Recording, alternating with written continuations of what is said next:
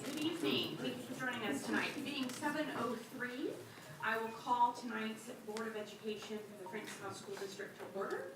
At tonight's meeting, we have Cub Scout Pack 970 performing the flag ceremony for us, and they'll lead the audience in the recognition and the Pledge of Allegiance. Please join us.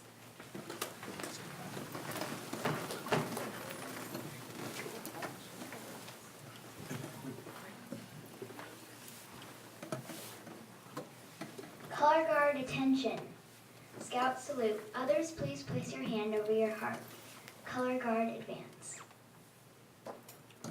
Color guard post the flag of the state of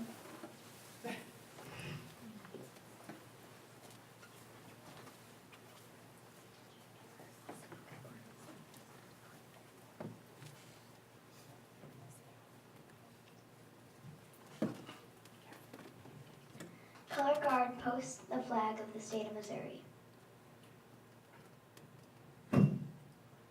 Color guard present the colors. Please join us in the Pledge of Allegiance. I pledge allegiance to the flag of the United States of America and to the republic for which it stands, one nation, under God, indivisible, with liberty and justice for all. Color guard post the colors.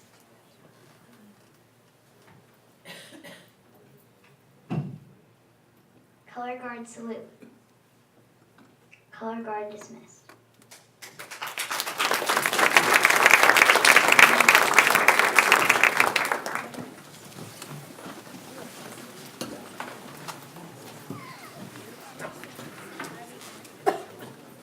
What a great job by some young men and women. Thank you so much for doing that for us this evening.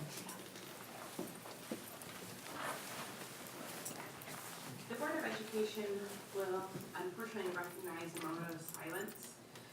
It's been a rough beginning to this year, so we're going to take a moment and honor two of our staff and two of our students in the Francis Howell School District that we recently lost. John Hughes was at the Francis Howell warehouse. He was our foreman there. Carter Hinkle was a freshman at Francis Howell High. Holly Carberry was a senior at Francis Howell Central High, and Madeline Bowden was a senior at Francis Howell High School. Please join me in honor of their memory and a moment of silence.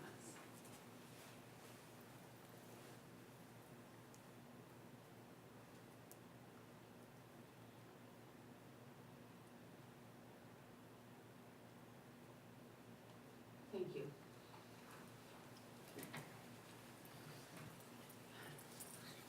Board, I'll entertain a motion to approve the agenda as submitted. Motion made by Mrs. Walker, seconded by Mrs. Lennon. By roll call. Ms. Walker? Aye. Aye.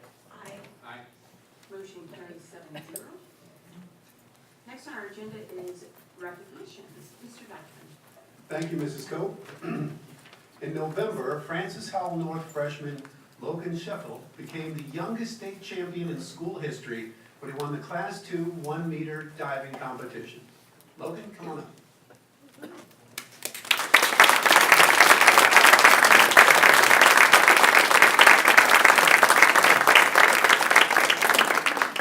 The lead changed hands 7 different times during the 11-dive meet. Logan saved his best for last, nailing his final 2 dives to compile big scores and overtake defending champ Alex Burt of Blue Springs. In the process, he also recorded a total of more than 500 points to set a Class II state record.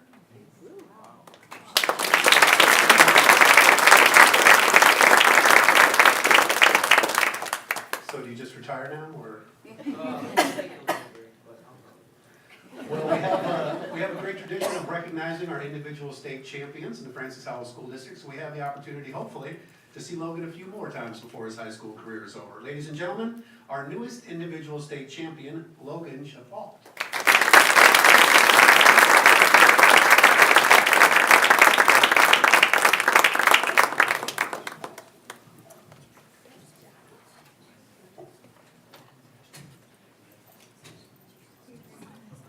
Mom and Dad, you want to come up for a picture?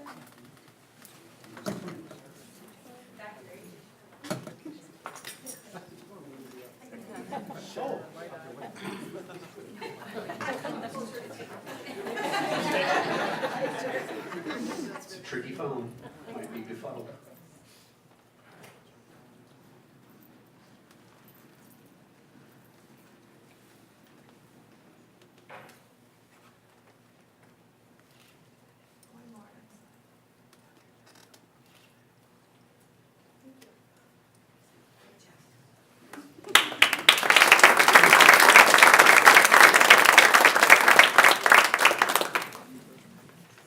Francis Howell is proud to announce that 6 teachers in the district have earned or renewed their national board certification, the highest credential in the teaching profession.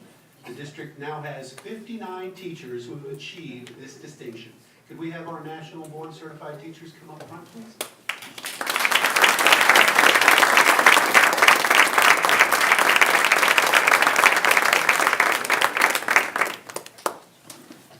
Congratulations to Francis Howell High School English Language Arts teacher, Kimberly Linneman.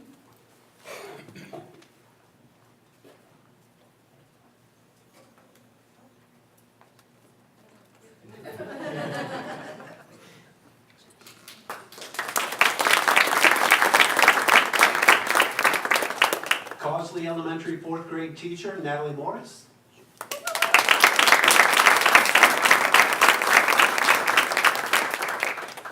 And Henderson Elementary 1st grade teacher, Stacy Wittenauer, for achieving national board certification.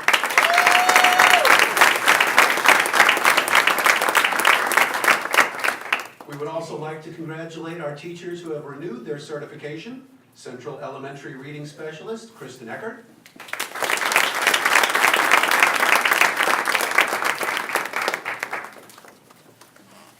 Bryan Middle School Science teacher, Gina Ostermeyer.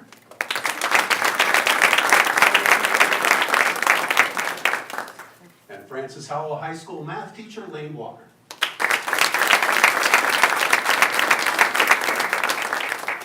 National Board Certified teachers are highly accomplished educators who meet high and rigorous standards. Like board certified doctors and accountants, teachers who achieve national board certification have met stringent standards through intense study, expert evaluation, self-assessment, and peer review. A national board teaching certificate is valid for 10 years with the opportunity to renew certification. Ladies and gentlemen, congratulations to our national board certified teachers.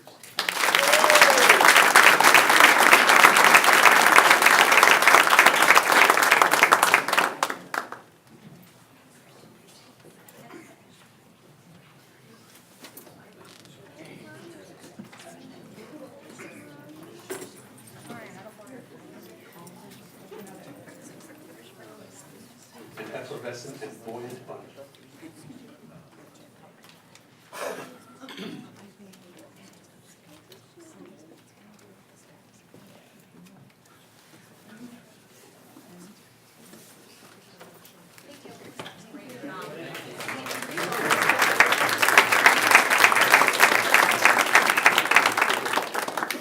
Thank you, Mrs. Cope.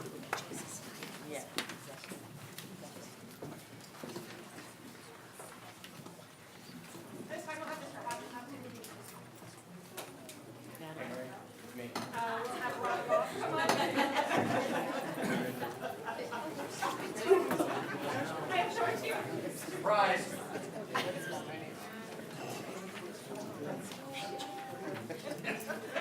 It's my honor to have Sophia Westshoes here as the representative from Francis Howell Union. Sophia is just a wonderful kid, infectious smile, greets people every day, just a great kid to have at Francis Howell Union. I just am so glad that we were able to have her here tonight.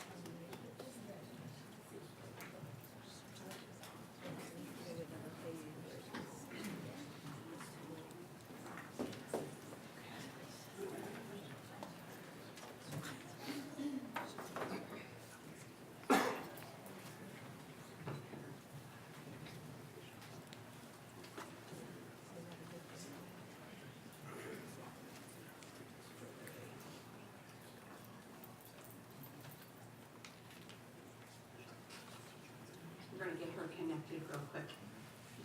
So Sophia, thank you so much for joining us tonight. We're happy to have you with us. I hope you ask us some questions and participate in the conversation. You get all rights of a board member tonight, except voting. Okay? Fair enough? All right, thanks for joining us. All right, next on our agenda is patron comments. I see none. FHEA? B-Spot? Board, I'll entertain a motion to approve the consent agenda as submitted. Motion made by Mr. Lang, seconded by Mrs. Walker, by roll call. Ms. Lang? Aye. Aye. Aye. Aye. Motion carries 7-0.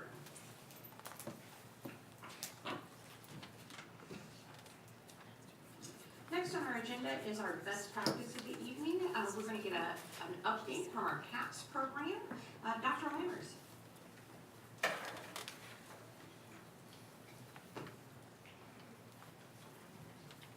Thank you. It's my pleasure tonight to introduce some students and a familiar face, Ms. Nicole Weitzel, who is the director of the Center for Advanced Professional Studies, make sure I get that right. A program that we partner with the St. Charles School District and several other of the school districts in the county. And I believe that this is a program that really strongly matches our vision of our vision of empowering students today so they're prepared for the future. I don't want to take a whole bunch of their time, but it's a very forward-thinking program that provides our students with opportunities to be prepared for not the economy that we had when we were growing up, but the economy that exists now and what's going to exist over the next 10 to 20 years. So I'd like to introduce Nicole Weitzel. Thank you.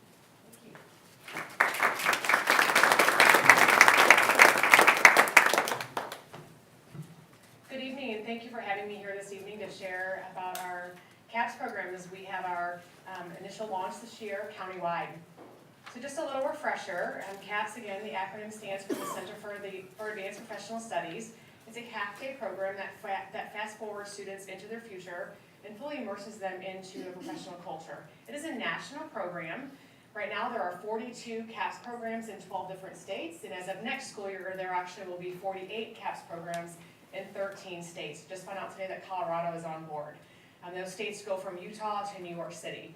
And I would share a little bit more about the program, but instead of me talking, I'd like to show the CAPS Insight video, which is a video that we use as a recruitment tool for students for CAPS for this upcoming school year as we went to all 13 high schools. And what's neat about this video is that it was a client project for the current CAPS associates in the Tech Solutions strand. So they took the footage, put it together, did the editing, and so we'll turn it over to that video so we can see what they have to say about the program.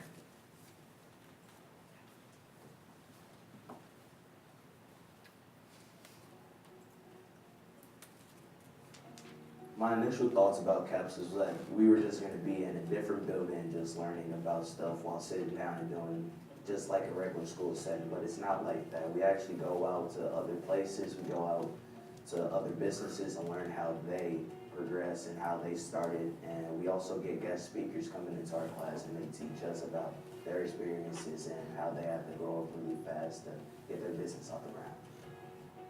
For my passion project, I will be starting Hannah Wellness Photography. I've been taking pictures for some family and friends for a long time now, but it's been super fun to implement what I've learned through CAPS and put it into my business. I can't wait to see where it goes this year. I like how it gets you away from the classroom at school and it sets you in a professional environment. Currently, we're making a website for Blind Ambitions SPL. We need to set up a server using a Raspberry Pi, and then creating social media accounts in order to get their name out there.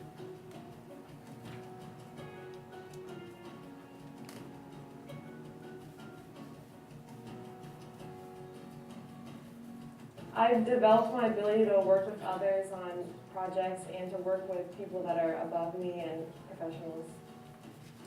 I would say for a student considering CAPS to just go for it. I was a little leery on it at first just because I wasn't sure what it actually held, and what I could make out of it. So just go for it. If you want to get real world experience, if you want to get a head start on everyone, which you do, because if you're going to go out into the business world, you want to be the first out there. You want to be the person that's going to make or break the system. You want to be the very first. Join this program if you want to become the very best. It's helped me so much, and I really enjoy the program, and I enjoy the people in it. I learned a lot, and I hope to continue learning. We are excited to offer the St. Charles County CAPS program to all 13 public high schools in St. Charles County. CAPS stands for the Center for Advanced Professional Studies. In CAPS, our mission is to empower students to discover their mission. It's not about what their major is going to be in college, but what their mission will be.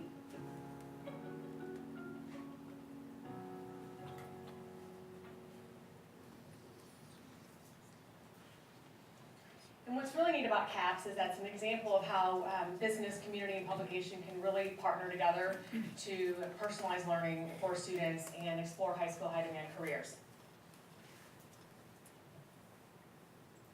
Give me a second, there we go. One of the things that we worked on in the fall with the instructors in the program was we needed to craft our mission and our vision statement. And so our mission is about why we exist. And that's our why. Our why is that we want to empower students to discover their mission. And how we do that is through our vision, the vision statement there. And I'm not going to read that for you. You can kind of glance at it, but that is really what we do. That's what our program's about, how we get it done. We are offering 3 strands this year: Global Business Entrepreneurship, Healthcare, and Technology Solutions, which is a dual strand with IT and creative media. We have phenomenal businesses that host our classrooms that we're really gracious to be able to have that donated classroom space. We offer an AM program from 7:30 to 10, and then a PM program from 12 to 2:30. Our enrollment across all the strands for the 5 districts, we have 141 students in the program, 1 instructor for each of the Global Business and Tech Solutions strand, and we have 2 instructors in our healthcare strand, and then 1 director, myself. So for Francis Howell enrollment, you can see that there we have 33 students altogether, 10 in global business, 15 in healthcare, and 8 in tech solutions. And I have 3 of our associates from each of those strands from Francis Howell here with me this evening. They'll share some of their experiences in a little bit. And when I go to schools to recruit about CAPS, this is really where I close with that presentation about why a student would want to be in CAPS. What are they going to get out of it? What's the game changer? And so these are kind of the highlights. They're going to discover their passion area, and they're going to develop the professional skills. So we do a lot of work around, as you heard in the video, and it's our mission statement is finding your mission, not your major. So we want them to be able to have this career that they're passionate about, because when you go to work every day, you want it to be something that you feel like you're making a difference and it's your passion. And so if we can help them uncover what their why is, and then connect that with what they're going to study in college, we feel like they're going to have a lot more meaningful career and less major changes in college as well. Professional Skills Bootcamp is how we kick off our program, and that is a foundational part of our program. We know that the State of the St. Louis Workforce Report Survey tells us what the shortcomings are for applicants, and they have to do around the soft skills or the professional skills. So that's what we call the 5 C's. Communication, collaboration, critical thinking, creativity, and choice. That's the 5th C. The 4 C's you've probably heard with the 21st century learning skills, and we add that 5th C to it, which is choice. And choice has to do with your work ethic, your time management, your integrity and your trust, your attendance, your punctuality. So we do a deep focus on those 5 C's for the first 2 weeks, and then they continue to refine and practice those skills throughout first semester through their client projects, through their guest speakers, and their site visits. We do a lot of work around resume writing, interviewing skills, and networking skills. Students are able to work alongside business professionals in workplace settings. That's through client projects for businesses, and the internship second semester and the clinical observation rotations. So what's neat about CAPS is that instead of just taking a project and turning it in for a grade, they're actually turning it back into that business to be utilized in the business world. So they're solving those real world problems using industry tools, and then they're able to explore the high skill, high demand careers. That's through our guest speakers and our site visits. So our business partners really make our program be authentic learning for our students. And these are just some pictures of some of the site visits or guest speakers. The technology solutions in the upper right-hand corner, they went to Mercy Virtual to really see the connection between technology and healthcare. The picture in the bottom right is at Nuco Enterprises. which is a coffee distributing company. That's where global business students went. And there's a healthcare students that they were doing some learning around respiratory, and I think those might be some pig's lungs that they were doing something with. So with me tonight, I have 3 CAPS associates. You guys want to come on up? So I have Will Skaggs, who is a global business entrepreneurship student and is also a student at Francis Howell North. And we have CJ Wallweber, who is a healthcare associate, and CJ attends Francis Howell High School.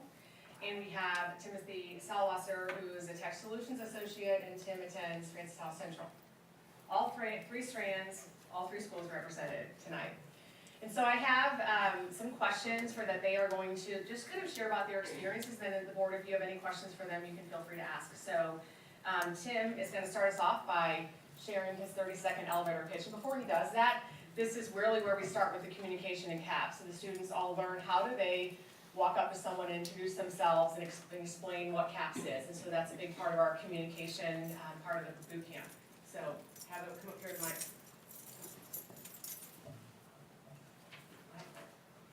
Good evening. My name is Timothy Stallwasser, and I'm a senior at Francis Howell Central High School. I'm currently enrolled in the St. Charles County CAPS Technology Solutions. I look forward to studying the field of computer engineering and specializing in computer programming. CAPS, the Center for Advanced Professional Studies program, immerses students in professional environments where curriculum has been developed by industry professionals to ensure what we learn in the classroom is relevant to the workforce.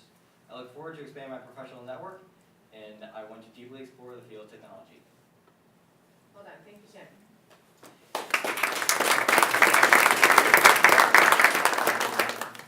And Will, can you tell us about one area that you've shown growth in since being in CAPS? So the biggest area that I've shown growth in is working well and communicating in teams. I love working in teams, I love playing team sports, but I didn't know, but I wasn't communicating the best that I could. So just CAPS has helped me push forward to learn more than I thought I could about communicating in teams and just working well with other people. Thank you. They're all going to share what they're doing right now. This semester is our internship phase of the program, and so the profession-based experiences, so internships in business or clinical observation rotations at a hospital. And so will you start and tell us about your unpaid internship that you are in, like, what, week number 2, I think? Second week. So I'm kind of the odd one out in my class. I am at an internship with the Cottleville Fire Department, so I'm kind of working alongside them in their admin building. I'm kind of following one of their, the assistant chief, Skip Stevens. He kind of helped me, working through him with social media. I'm running their Facebook and their Instagrams. I'm kind of working with him on just how to become a better manager too, because he manages all the guys there, and it just really benefits me because it's a business that I didn't know was really a big business, but it is, and it's an important one. Thank you. CJ? So I just finished up yesterday my second clinical observation at SSM St. Charles, the biggest of the 4 hospitals that we shadow. We're able to go through every single department you guys can think of, from the ED to Med-Surg to ICU to EVS, which is environmental services. They go and clean up the rooms. And from what we've learned, you can learn so much from EVS from a doctor. They're just as important, and it kind of shows that everybody needs to work together to kind of make things roll as smoothly as they can. Thank you. And Tim? I am currently working with Charter Spectrum's network engineering team, and through the past 2 weeks, we've done lots of work with the servers physically and digitally. We're going to do computer interfaces and actual physical interfaces with wires and plugging things in and moving things around. We've done lots of troubleshooting. Like this past week, we had a handful of servers go down without any warning, so there's been lots of critical thinking and trying to isolate problems, and lots of communication, because anytime something significant happens, we need to make sure the whole team knows. So there's been lots of work together and lots of on-the-fly thinking of what could fix the issues. Thank you. CJ, tell us something powerful that you've learned from the CAPS program. So something powerful that I've really already taken away from the CAPS program is that professionality part of it. Before CAPS, I I had gone to job interviews, but it was a normal high school kid. And after I believe it was 4th or 5th week through CAPS, we had our mock interview day. We went through 5 or 6 different interviews within 3 hours. And I got the feedback from everybody that I've talked to, and they said, you would have been great. It's just that professionality piece that most high school students don't have, unfortunately, and it's just something that we need to get put out into. So. Thank you. And they're all gonna close this out with just a final soundbite on how has CAPS impacted them for the future. Alright, so it's really impacted me because it's shown me what I want to do with life, and I'm in the business and entrepreneurship strand, so it's kind of showed me that I want to work for myself, and I don't really want to have a boss. So that's the biggest takeaway that I have, and I just know that I just need to work harder for it, because they did show all the work and all the resources of how to do it, so it's the biggest takeaway. CJ? How CAPS has impacted my future, right when I signed up for it, I'm like, I want to be a paramedic. I want to be that emergency type. I like that adrenaline.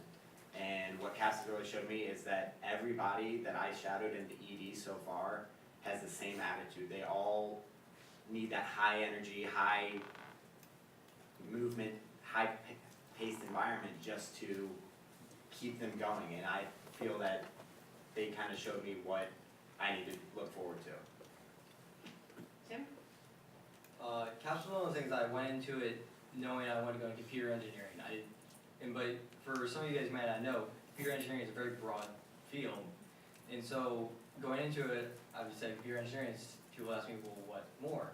And through CAPS, I've started to connect with professionals and start getting a little hands-on experience with some of the different fields. And I found that I think I want to go into computer networking. So it's also a great time for me to be able to try that out a little bit and then be able to make a more informed decision on what I want to do, and that way I can really confirm if that's the path I want to go down in my life, or if I want to go change directions now while it's easy. Thank you. Any questions for the associates? Anybody? I have questions, a couple actually. One, have you got to shadow a paramedic yet? No, that's what I'm looking forward to, hopefully next year. Okay, and you have the opportunity set up? Yeah, so CJ is actually one of our few juniors that's in the healthcare strand, and so I've been in conversation with SCAD to be able to have a internship through SCAD for our senior associates that, there's 2 that are those adrenaline junkies that would be a great fit, and so we're having those conversations as we plan for next year. Perfect, if you need help with that, let me know. Definitely. Also, you said you want to be you don't want a boss. There's a lot of us that feel that way, and I will tell you what, I hope you succeed at that. And if you don't, your entrepreneurial spirit will help any company that you work for, so keep that in mind. Lastly, Nicole, if you'll contact me, I have an idea for the tech strand of a field trip I may be able to assist with. Excellent. That would help look at some of the innovative technology that we're currently working with. Wonderful. So let's connect. Okay, and see what we can help thank you with. very much. Board, any other questions, comments? Ms. Stiglitz? I would like to know, what are the qualifications to get into the program? You said it's a half a day, do they go to school the other half of the day, and what do they? So I would like to know, what are the qualifications? I saw that if they're interested to contact the school counselor, but do they have to have some kind of a? We don't have any specific prereqs for the program because we don't have any barriers for access. And so really for us, it's about finding the right fit student. So we want to take the student who has a passion in one of those strands that can really take their learning to the next level. So we have a wide variety of students in the program in terms of coursework they've taken, GPAs, because we don't have a GPA cutoff because we know that there might be a student who's a really smart student who just hasn't excelled in school, because maybe they maybe do better in a hands-on environment, so they don't have the opportunity in all their classes, but maybe in some. And so we don't want to have those barriers there. So we do have some recommendations that there are some courses that are a good fit. Obviously, if you're in the healthcare strand, having taken some of the Project Lead the Way biomed courses or anatomy and physiology, they're recommended, but they're not required. So there's an application process.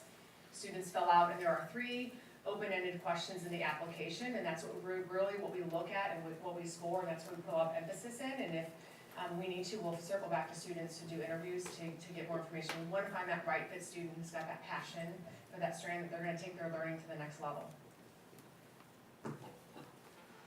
So we have 33 students currently in the program that are Francis Howell students. Did we have any Francis Howell students that didn't make it into the program? I'm just trying to get an idea. Do we have 50 that applied and 33 get accepted, or are we still just growing in trying to get applicants? And I think last year, there was not a formal recruitment process, as we were, when I came on board, as the director, that process was already done, so I think that was part of the challenge last year, that each of the 3 strands had started elsewhere, and so we didn't have there wasn't going around to all the high schools to do the promotion in the same shape and form. And so I don't remember the applicants. I know we had a student who we had a couple students that changed their mind at the last minute, and one student that moved to Kansas City from one of the Francis Howell high schools, but I don't remember the numbers.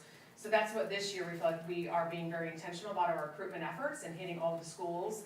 And then where we see with all of our 13 schools, where we see some gaps in our enrollment right now, our instructors are going out next week and doing some tables at lunch and just doing I just sent some emails today with students who had attended some of my presentations and said, hey, just a reminder, our deadline's coming up in 2 weeks. You had expressed an interest in this strand. We hope you consider applying. So we'll have just different recruitment efforts this year. We have our promo video and all of our materials. I go to curriculum nights at the schools as well to plant the seeds early. So I think right now for next year, Francis Howell's numbers in terms of applicants are in the 50s. Very exciting program. Board, any other questions? Great presentation. Gentlemen, thank you so much for joining us tonight.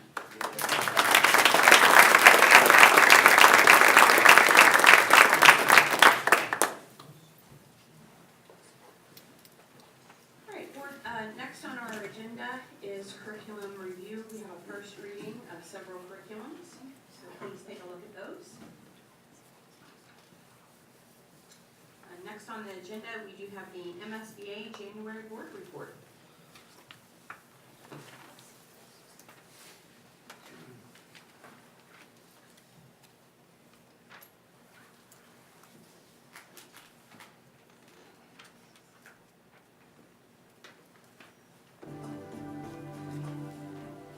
Hello everyone, and welcome to this special edition of the MSBA Board Report. We are coming to you from the office of the governor at the state capitol in Jefferson City, and we are honored to have with us for our discussion the governor of the state of Missouri, Mike Parson. And Governor, thank you so much for inviting us into your office. I'm glad you're here. Welcome to the governor's office. Well, we have a few questions we'd like to ask you, Governor, related to education issues, but before we do that, I'd just like to ask you about being governor. You assumed this office under some unusual circumstances. You've been in office for a few months now. You've traveled, it seems like, everywhere across the state of Missouri.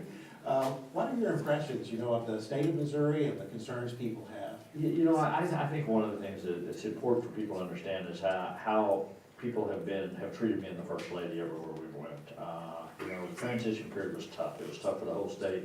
But people have been overwhelmingly supportive of what we're doing. No matter what region of the state we've been, and I think that's important for people to understand that. I think everybody wanted somewhat of a little bit of a calmness in the state of Missouri. I think we've been able to deliver that. And it was important for me to get out and make sure everybody knew everything's going to be okay. And really, we just focused on moving forward. Since day one, everybody knows kind of what occurred here in our state. And really what we want to do is we want to put Missouri in a positive light. And we really want to move Missouri forward. And I think one of the biggest challenges for us is to talk about that, but now it's getting it done. How are we going to move forward in the state of Missouri? And I think there's a huge opportunity. So I'm excited about it right now. I'm enjoying the part I'm playing in that, and it's just great to work with so many great people across the state.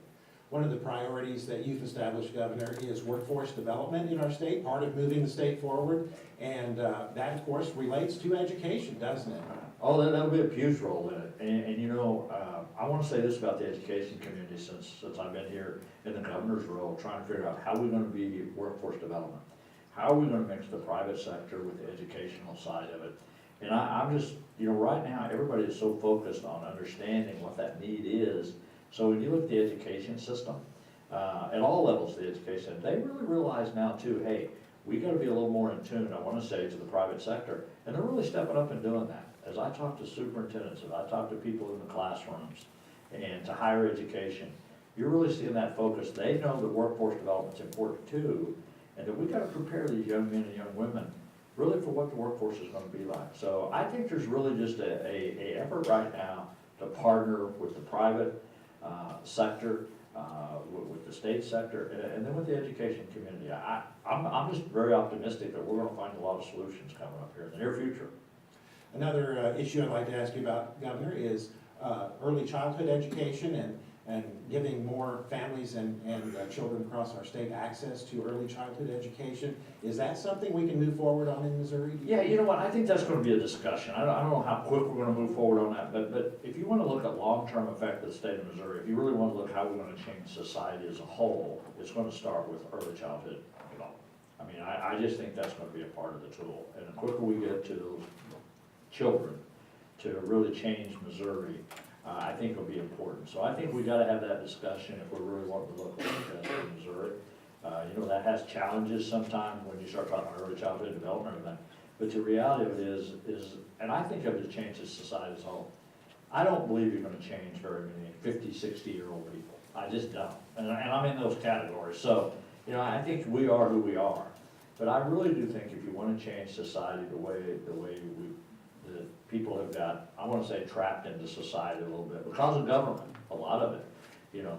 But if you can take those young children and give them the tools they need, give them the soft skills they need, give them the education they need, that's how we'll really change who we are in the state. And so early childhood development, yeah, it's on the table. We wanna try to figure out if that's a possibility to do that at some point. But I do think it needs to be a statewide program.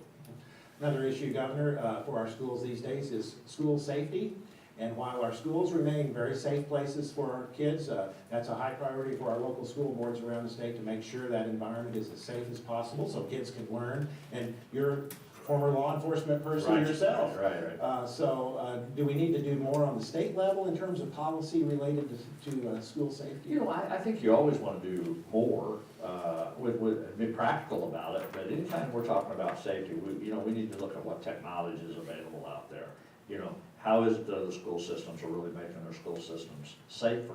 But we need to look at that. But I think right now Missouri does a good job on that. I think when you look at the local school boards, what they do, that's a focus of theirs, that's a priority. Because there's one thing, you know, we all know that when it comes to our children, we're all very protective of that. And the last thing that I want as a governor of the state of Missouri is make sure that I'm not giving the school systems the tools they need to keep schools safe. So that's a priority of ours to make sure they got what they need. But I also think it's important that we realize, hey, we gotta change with the times. If there's better ways to do it, let's accept the fact, hey, we need to change too. And again, at the end of the day, it's really about taking care of those kids. Another issue that we've been concerned about, Governor, is charter schools in our state. And of course, we have charter schools right now in St. Louis and Kansas City. There have been some proposals to expand charter schools beyond those areas to other areas. Do you have any views on charter schools and whether or not they should be expanded in our state? You know, I think that's gonna be something for the board to decide. I think you're gonna see the charter school side, the education side of it, the boards are gonna work together. I think there's some committees out there, you know, that I know people on both sides of that. But I think you're gonna find out some common ground that we can agree on to move forward. I think there's a place for both, I really do. You know, and I think we have to realize that. But you know, it's like anything, it's gotta be a fair playing field for everybody. You know, what that is, so, and then the end of it for me is what's important is, you know, what's that input, and what's the result? Because at the end of the day, that's how we want to be judged. Another issue I wanted to ask you about, Governor, is related to what are called education savings accounts. They have different names, but they're the ideas of a tax credit of some sort that, in our view anyway, might end up essentially supporting private schools with tax dollars, which is a concern of ours. Do you have any views on that issue? Right. Well, you're going to the voucher area where that is and everything. Again, I'm just going to say this. We all know how this argument's been over the years. I've been involved in that on both sides of it, listening to it. I've always been a supporter of public education. Do I think we just continue to do things the way we've done because we've been doing it for 20, 30 years? I don't think government should be run like that. So to answer your question, I don't know if you're gonna get that direct answer you want, but the bottom line is I think everything should be on the table. I think we look and see what options are out there. If there's a better way to truly do it, to educate our children, you know, I don't think we should be afraid of that, you know, in some parts of the state. If where I'm from, and my public school systems do a great job. Day in and day out, they get it right. They really do. Does that mean all school systems are that way? They're not. And we all know that. So, not to say we don't need to address these issues just because we've always done it this way, or because we're a little worried about change.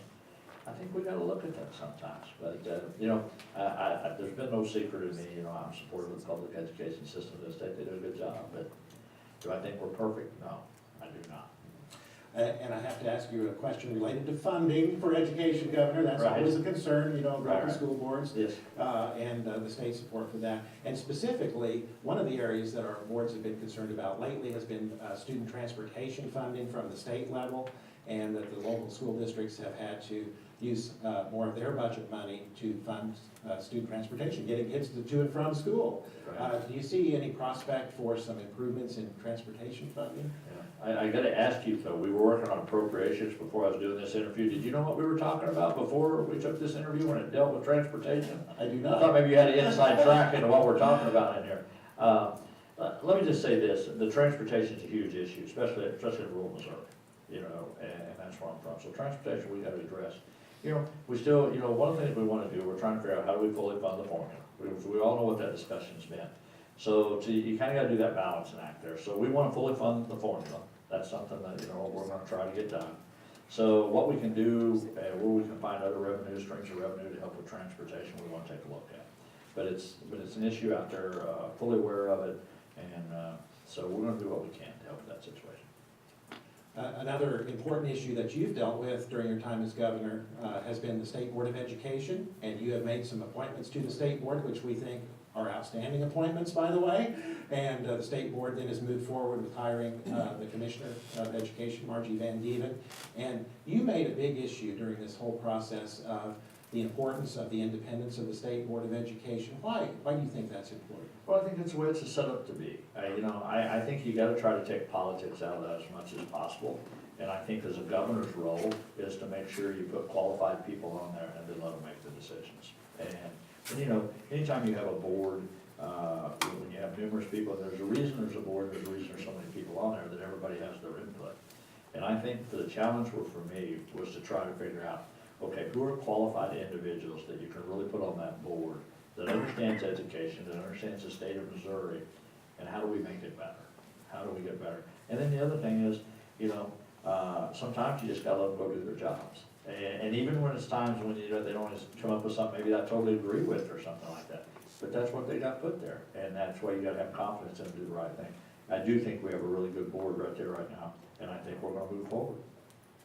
Governor Mike Parson, thank you so much for talking with us. We really appreciate you sharing your views on these various issues and inviting us into your office, and we really appreciate the great leadership that you're providing to the state of Missouri as governor. Well, thank you very much, I appreciate it, thank you. And thank you for joining us on this special edition of the MSBA Board Report.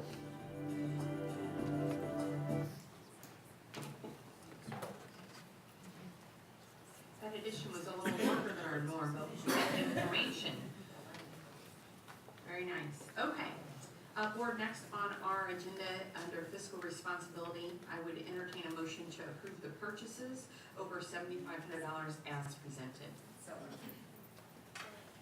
motion made by Mrs. Walker, seconded by Mrs. Lane. By roll call? Mr. Lane? Aye. Aye. Aye. Aye. Aye. Aye. Aye. Motion carries 7-0. Board, I'll entertain a motion to approve the December 2018 financial statements as presented. So moved. Motion made by Mr. Lane, seconded by Mrs. Walker. Mr. Supple. Thank you, Mrs. Coe. I shared this in the memo, but I wanted to take a minute just to talk about it with the board tonight. I really was a little bit befuddled when I got the December statements because our property tax revenue was a lot higher than what I expected it to be. I spoke to the superintendent earlier this week, and I said I really think that that's a a function of the timing between the 2 months in terms of our payments. And Tuesday of this week, we got our January payment, and that turned out to be exactly true. So we were now this is looking at all the funds, so we tend to look at our financial statements as the general fund and the special revenue fund, but including our capital fund and our debt service fund, we collected a total of $75.2 million, which is about $8.1 million more than we did last December. But in January, we collected 42.6, which is about $5.2 million less than we got last January. And so we've collected, again, for all of our funds together, about $118 million. And we budgeted $121 million, so we have just, we collect a little bit more in the remaining months. I think we're on track to meet our budget. But I just wanted to take a moment to explain to the board that sometimes we can't control the timing of the payments. We're glad to have the money a little bit earlier. We get to put it in our bank account and make some interest on it. But I don't think that we're seeing any kind of a windfall from our property tax revenue. And also a reminder that we did budget an increase in our property tax revenue, which is reflected in those numbers. So we would expect to see some improvement in this year's numbers over last year's numbers. But not what you might be led to believe if you look only at the December variance.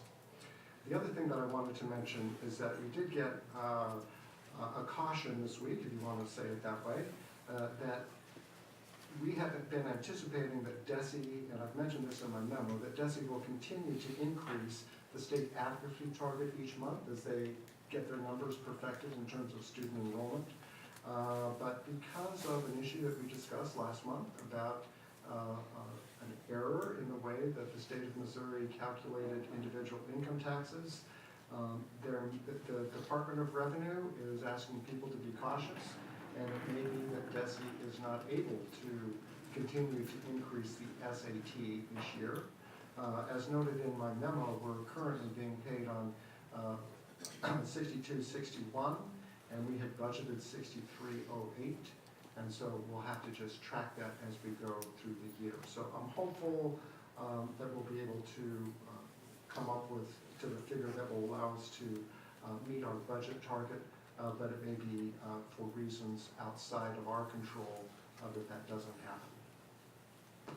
Mr. Supple, do you think that'll flatten back out after the April filing date, or do you think?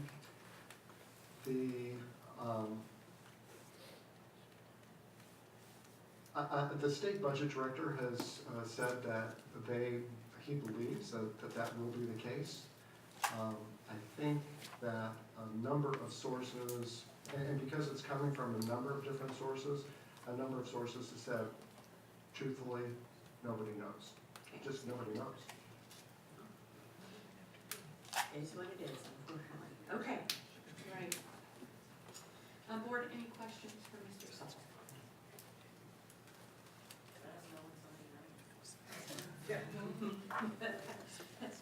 In April. Thank you, Mr. Supple. Board by roll call. Mr. Lang? Aye. Aye.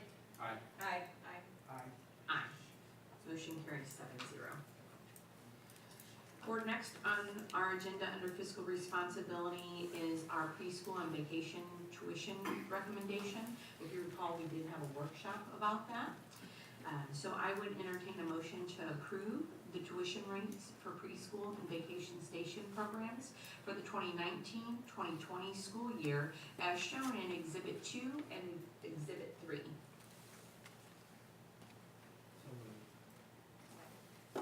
Motion made by Mr. Lang, seconded by Mrs. Lang, by roll call.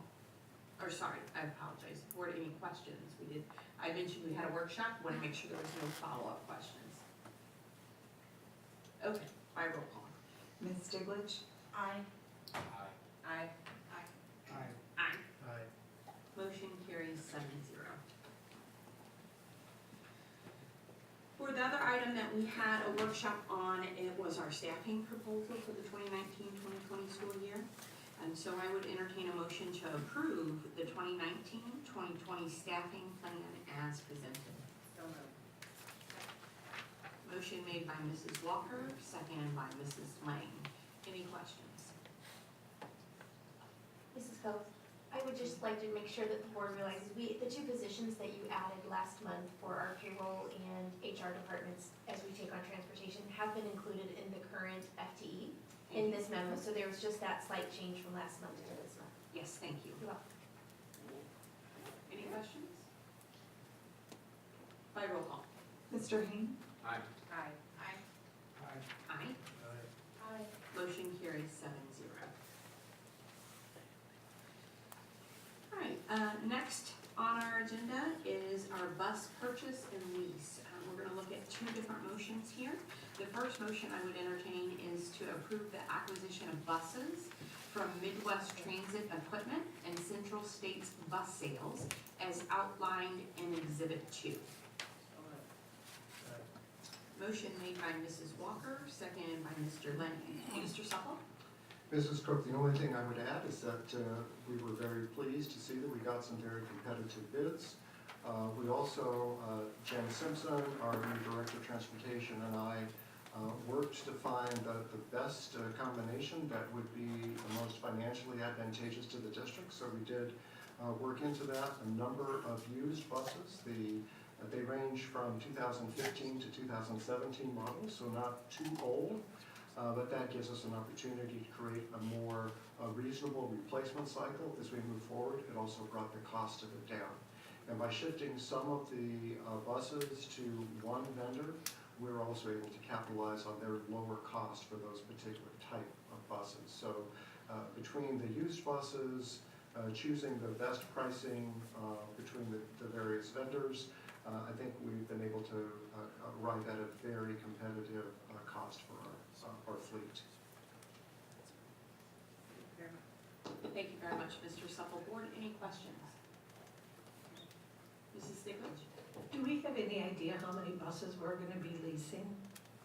156 or... 156, is it in there? Okay, thank you.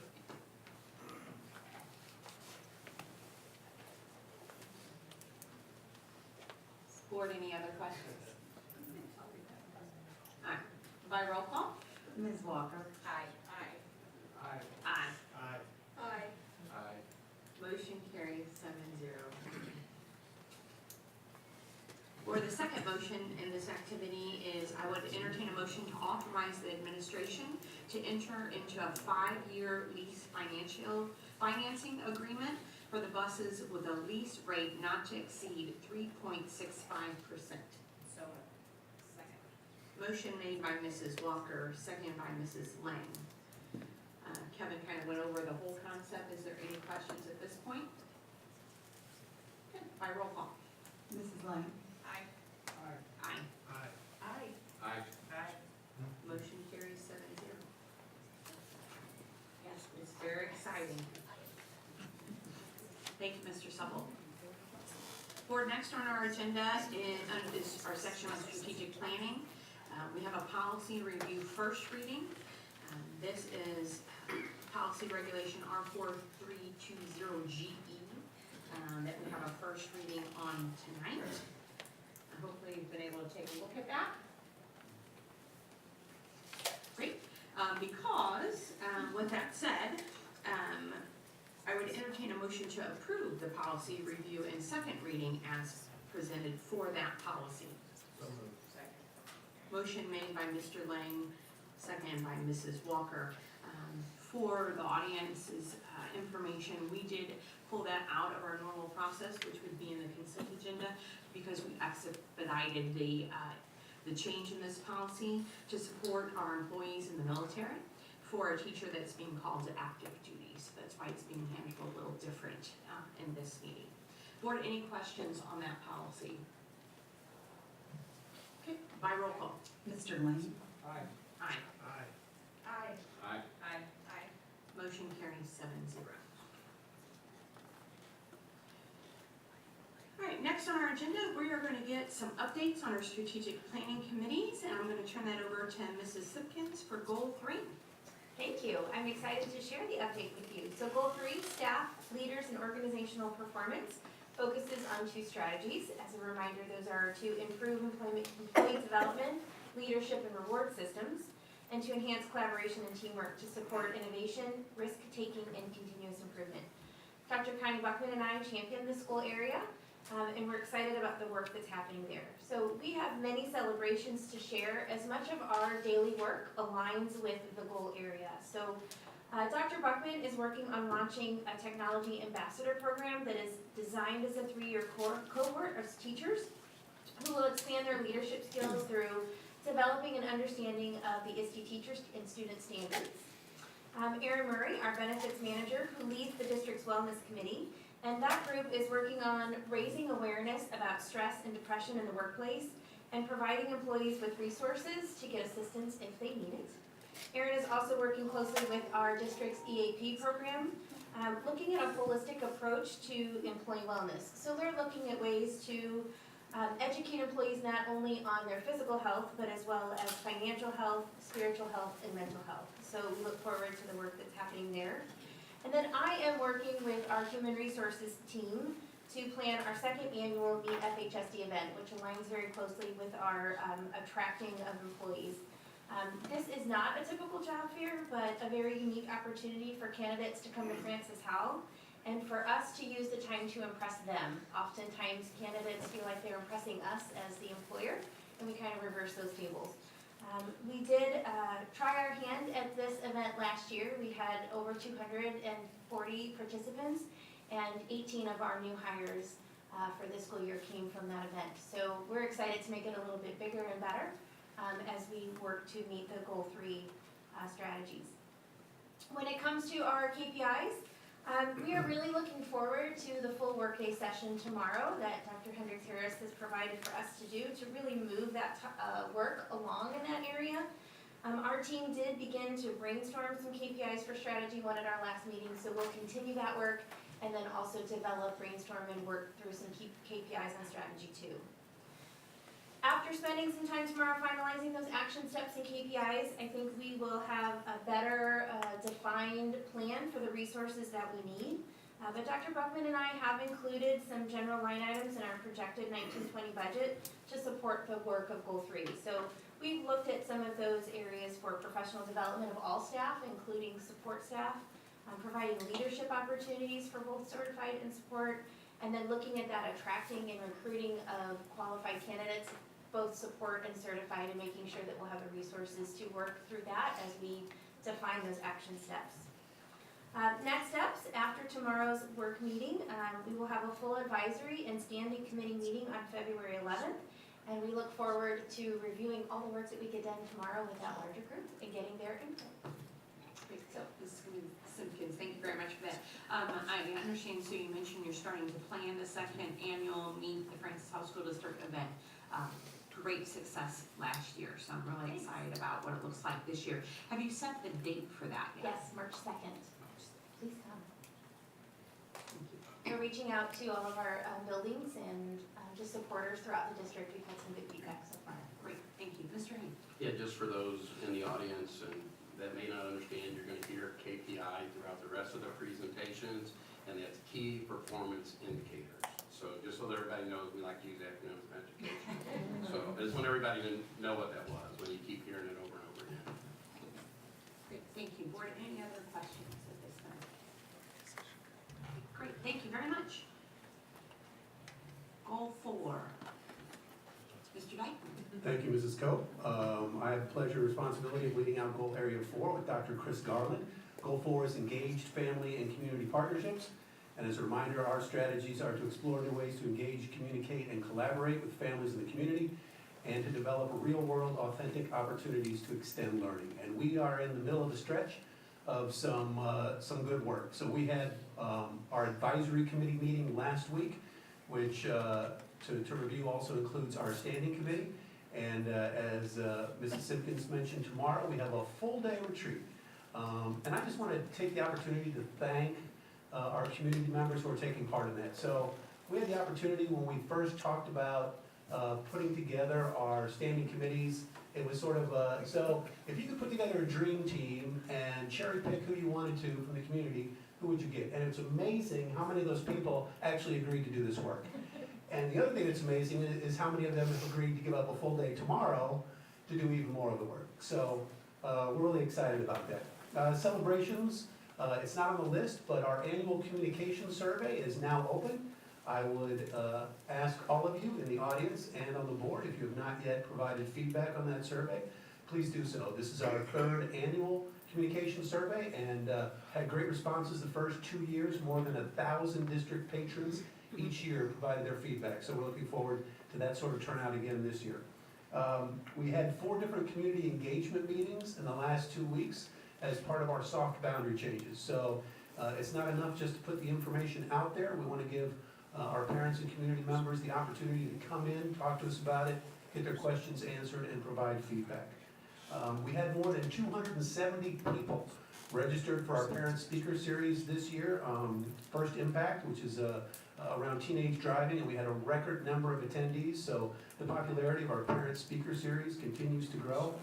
The Francis Howell North Jazz Band, this was the first earlier this year, performed at Breeze Park, so it took us a while. That was a tough nut to crack, but we got in the door, and it was a swinging success. Dr. Hendricks Harris would tell you that all they needed was a dance floor, and actually the response was so great that they asked for an encore performance, so the North Jazz Band will be performing there again on April 1st, so mark that on your calendars. Our last Senior Pals event, I think our board members remember, was our Iron Chef event.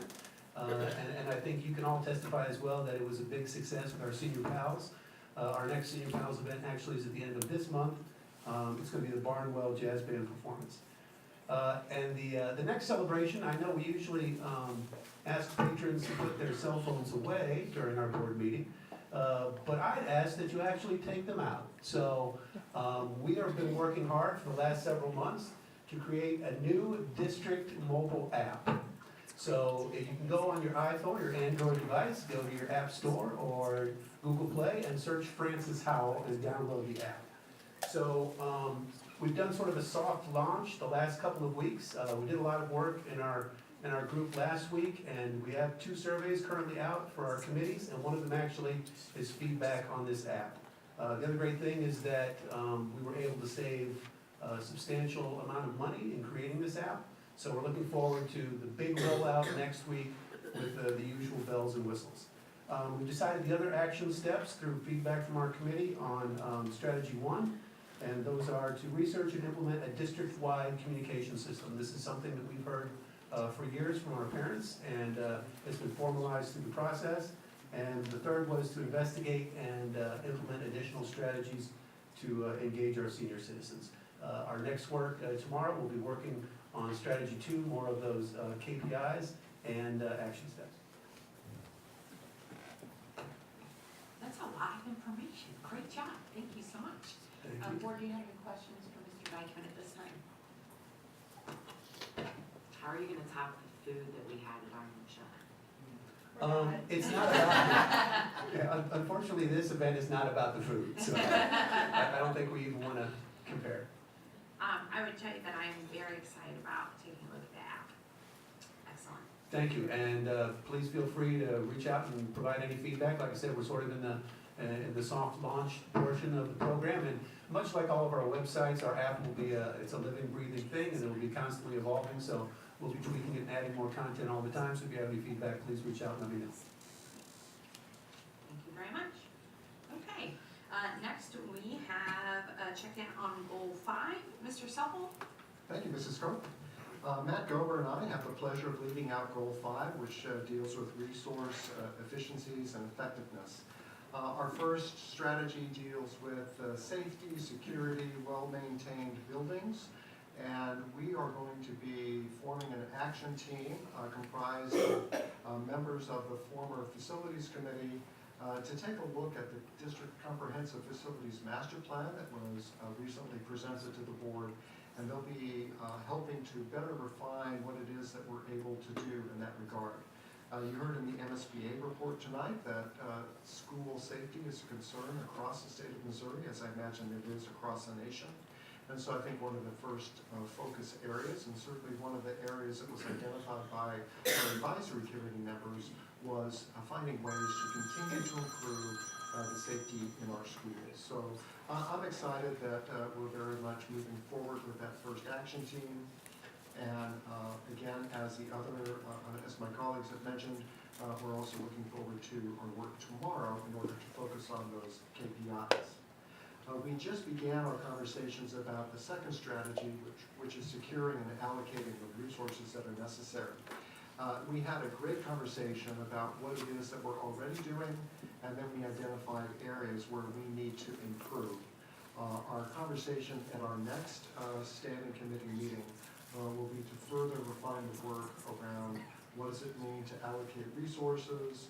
I think one of the salient points that was brought out in our brainstorming idea, the strategy mentions essential programs, and that there needs to be a strong definition around what is essential. So I think that we're going to have some great conversation in that area, and again, that will be the work as we move forward. Our advisory committee gets together at the end of February, and we'll have a chance to update them, hopefully on some of the preliminary work that Action Team 1 has accomplished, and also the additional work that we've been able to complete as a result of the work session tomorrow.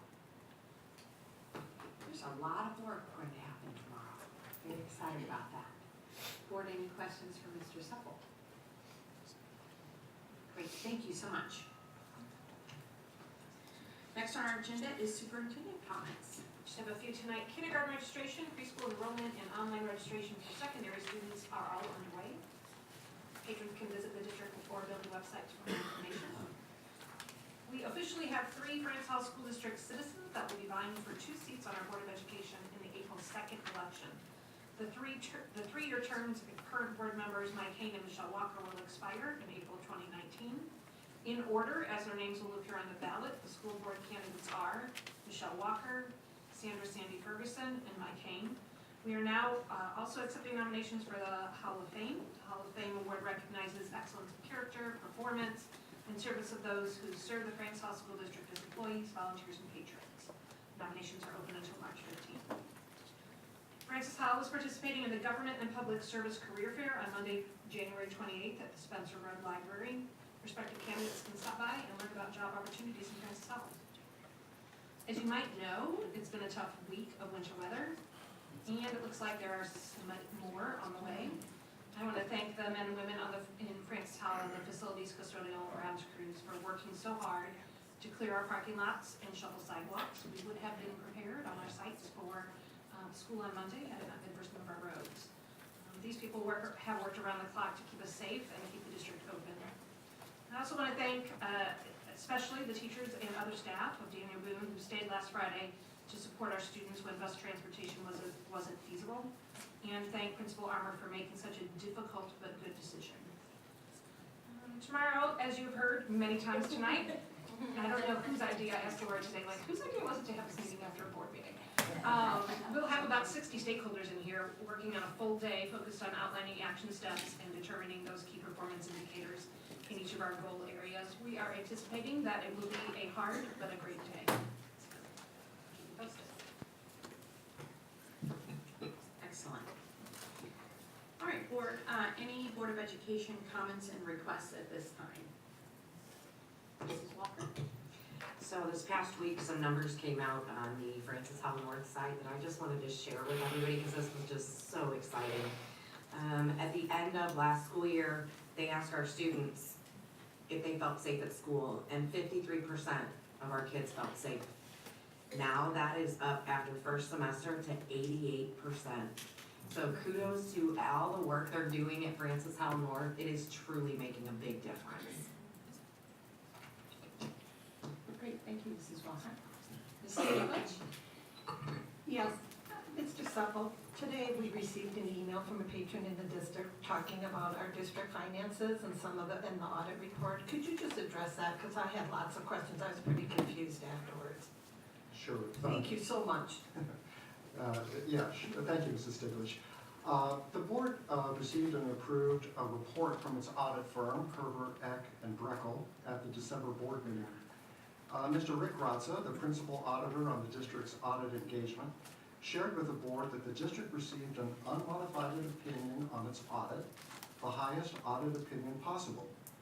Mr. Grazza also noted for the board that the firm did identify certain deficiencies in internal control that the firm considers to be a material weakness. In addition to being discussed by Mr. Grazza in his oral report to the board, this finding, along with the district's corrective action plan, is disclosed in the audit report. Following the December meeting, the district's website carried a story about the audit, indicating that the district earned top marks on its audit. The patron took exception to that statement and believes that the district overstated its accomplishments. The patron further noted that a material weakness is a worst type of 3 deficiencies, which is true, and that this finding is a repeat finding, which is also true. The patron shared the same concern last year with the superintendent and myself. I do not agree with the patron's objection to the posting on our website. An unmodified opinion is, in fact, the highest of all possible audit opinions.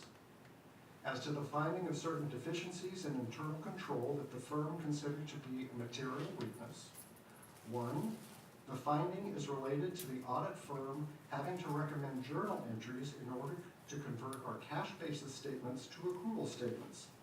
KEB handles audits for both public and private sector firms.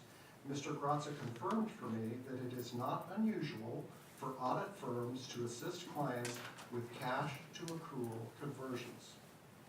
2, the district acknowledged that it needed assistance in preparing its financial statements and has a corrective action plan in place. The board recently approved the purchase of, and we are currently implementing, software that should help us make the appropriate conversion from cash to accrual basis as we prepare our financial statements for the auditors in the future. 3, as noted by Mr. Grazza in his report to the board, the district is one of only a handful of school districts in the state of Missouri that chooses to do the extra work to report its financial statements according to accounting principles generally accepted in the United States of America, or GAAP. Most districts report their financial statements on the cash basis, which is considered an other comprehensive basis of accounting. Why do this extra work? Reporting GAAP financial statements is viewed favorably by institutional investors when considering the purchase of district general obligation bonds. While I cannot cite a specific dollar amount of savings, I think it's safe to say that the district has benefited from better interest rates on its bonds because we prepare and present GAAP financial statements. This is based on feedback I received from rating agencies during our due diligence calls when we go to market, and feedback from our underwriter. 4, internal control is not the primary focus of the financial audit. The auditors examine internal control over financial reporting to determine the audit procedures that are appropriate to the circumstances for the purpose of expressing opinions on the financial statements.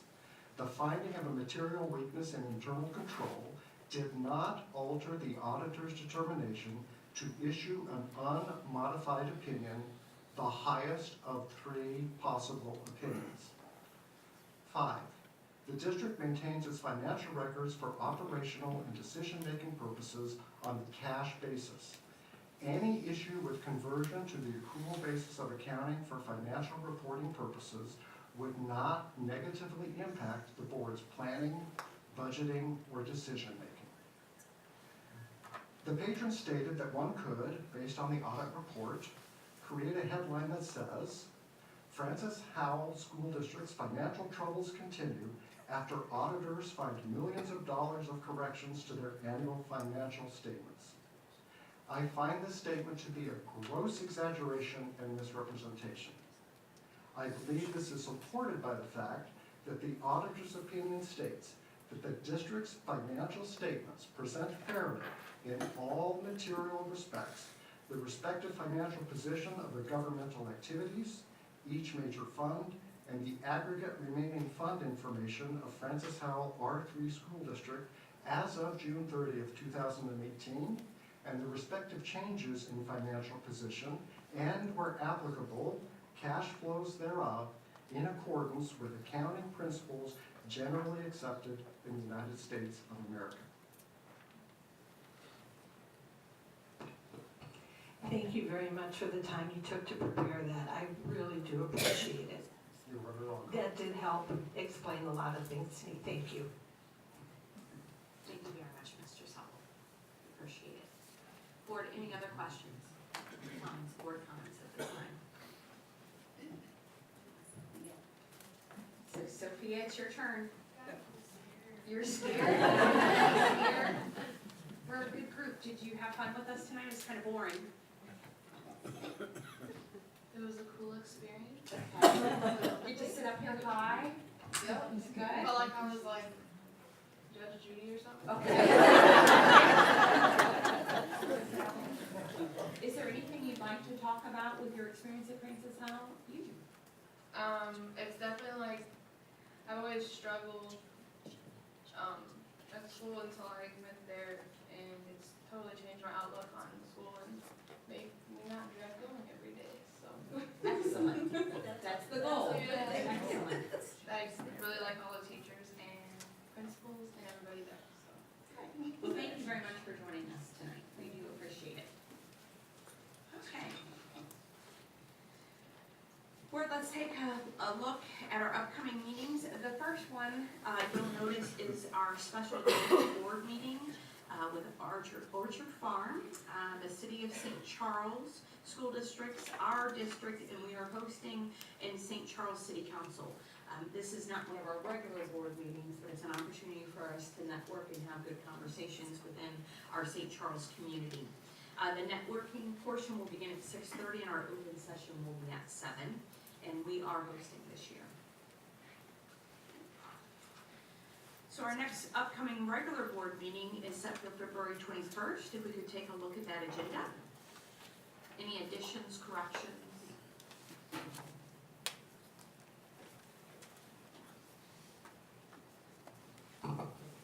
We will be able to finally have a work session on our EPR data.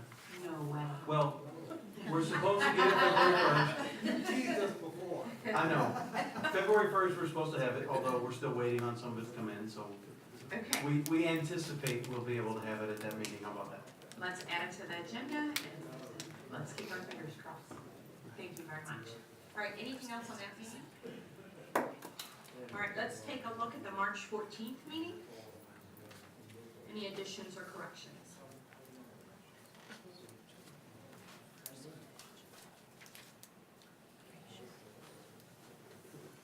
Okay, great. Board, I would entertain a motion to adjourn. Motion made by Mrs. Walker, seconded by Mrs. Lang. My roll call. Mr. Lang? Aye. Aye. Aye. Motion carries 7-0. Thank you all very much. Kevin Armour, stay after class. Kevin Armour. You're in trouble.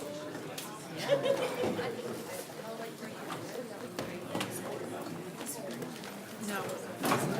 I kind of figured it wasn't you yet. Because of your work.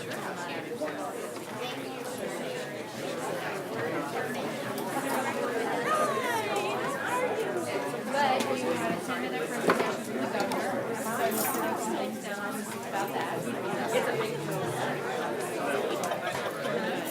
And my favorite topic is Monroe.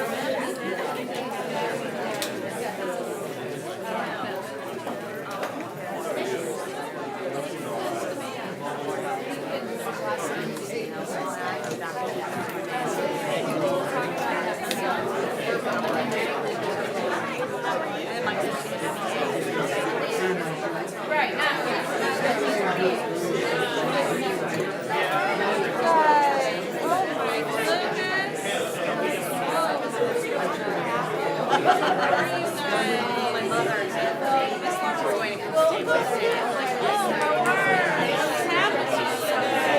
I don't have to. How old are you guys now? Like sophomore?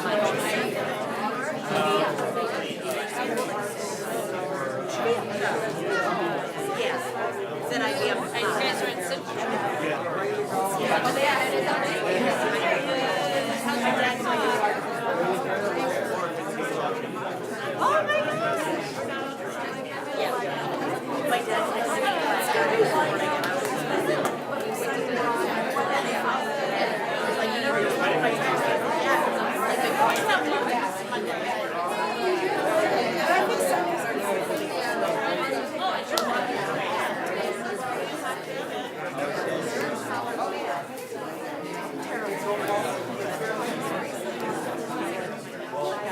meet. I saw I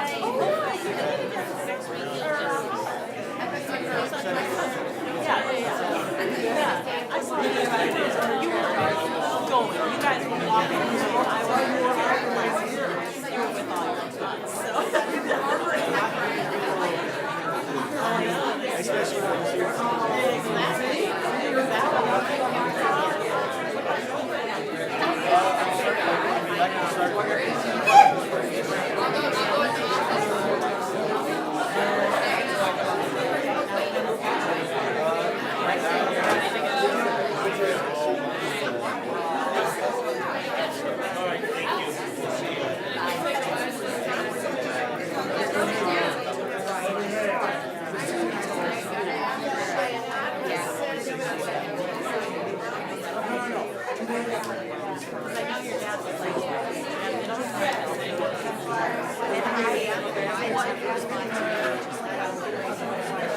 I'd be happy to make